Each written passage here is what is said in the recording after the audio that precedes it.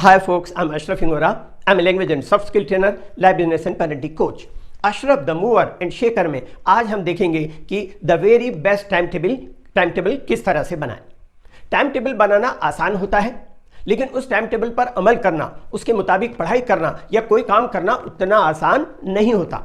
ज़्यादातर लोग जो टाइम टेबल बनाते हैं वो कुछ दिनों या हफ्ते के बाद मैनेज नहीं हो पाता।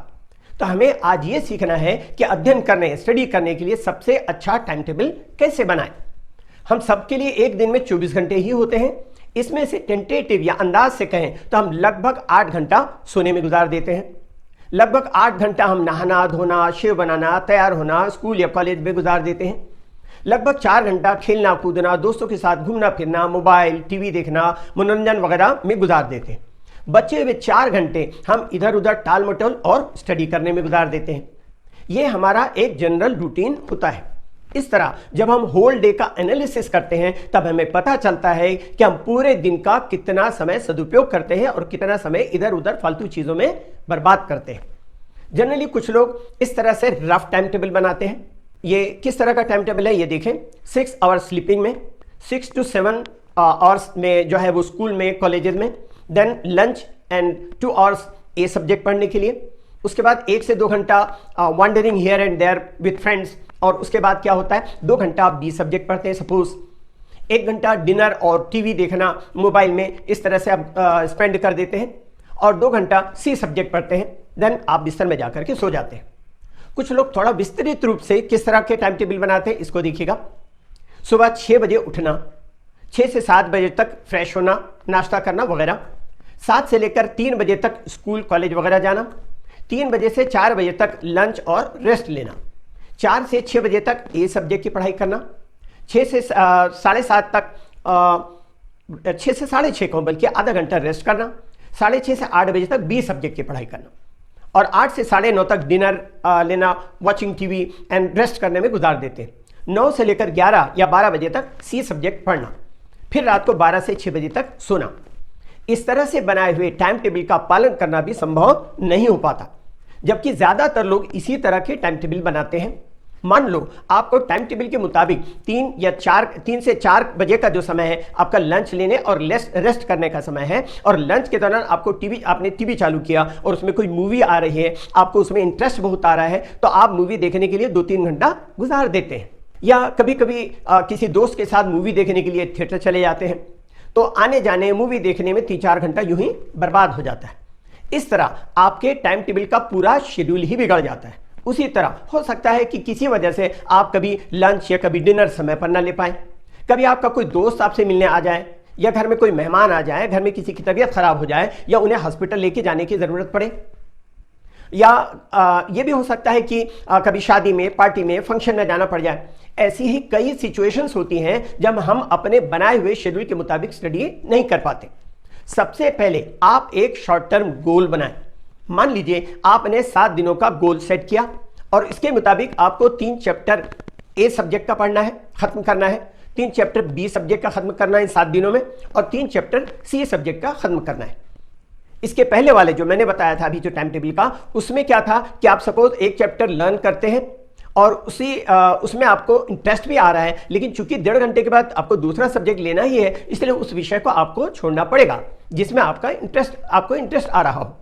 जबकि the very best time table के मुताबिक जो अभी मैं बता रहा हूं उसके मुताबिक स्टडी करने पर सपोज आपने एक चैप्टर 1 घंटे तक पढ़ा और आपको उस विषय को पढ़ने में इंटरेस्ट आ रहा है, तो आप उस विषय को और फर्दर स्टडी कर सकते हैं। जबकि पिछले टाइम टेबल के अनुसार आपका एक विषय में अध्ययन करने का समय खत्म हो गया तो आपको दूसरा विषय लेना ही होता था। यहां आपको फ्रीडम है कि जब तक किसी भी विषय में आपको इंटरेस्ट आ रहा है आप उस विषय को पढ़ना जारी रख सकते हैं। इसके अलावा इसका एक फायदा यह भी है कि सपोज ए सब्जेक्ट के 3 चैप्टर को आपने एक ही दिन में मान लो खत्म कर लिया, और उसके बाद आप बी और सी सब्जेक्ट्स के चैप्टर पढ़ते हैं और उनमें ज्यादा समय लगता है, तो आप सब्जेक्ट ए के स्पेयर टाइम का इस्तेमाल बी और सी के स्टडी में कर सकते हैं।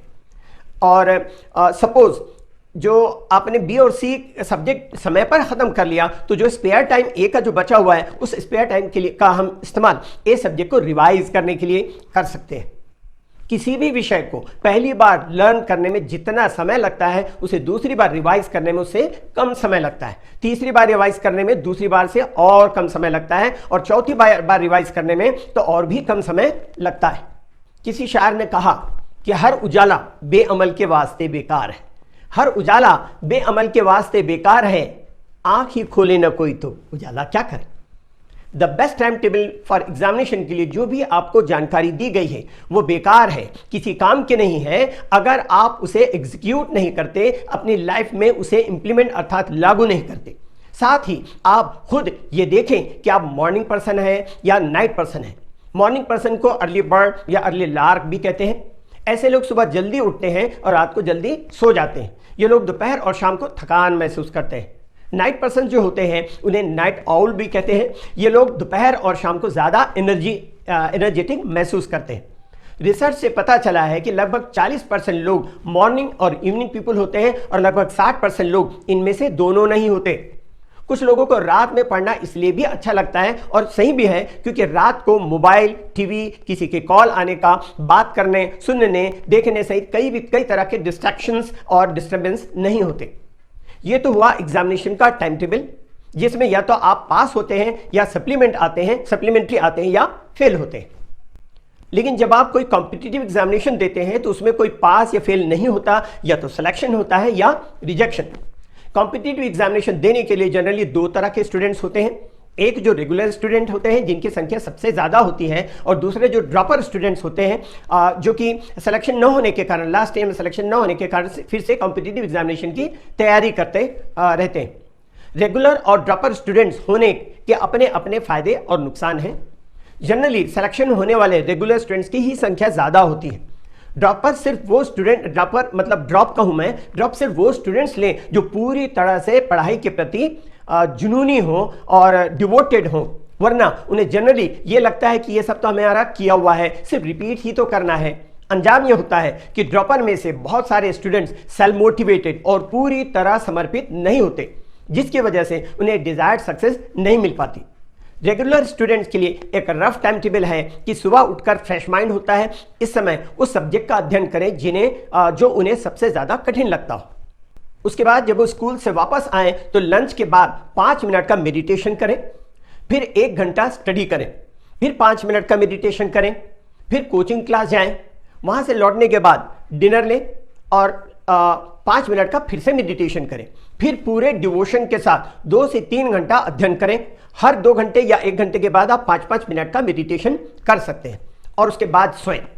ड्रॉपर स्टूडेंट्स को चूंकि स्कूल जाना नहीं होता, इसलिए उनके पास पढ़ने के लिए ज़्यादा वक्त होता है और सिलेक्शन का चांस भी ज़्यादा होता है, क्योंकि उन्हें सब्जेक्ट को सिर्फ रिवाइज करना होता है, बशर्ते कि वो इस मौके का भरपूर इस्तेमाल करें और डू और डाई एटीट्यूड के साथ स्टडी करें। वरना एक शायर ने कहा है कि 1 साल गया 1 साल नया है आने को।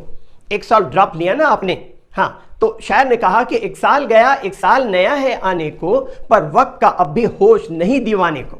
याद रखें, वक्त सबको मिलता है जिंदगी बदलने के लिए, पर जिंदगी दोबारा नहीं मिलती वक्त बदलने के लिए।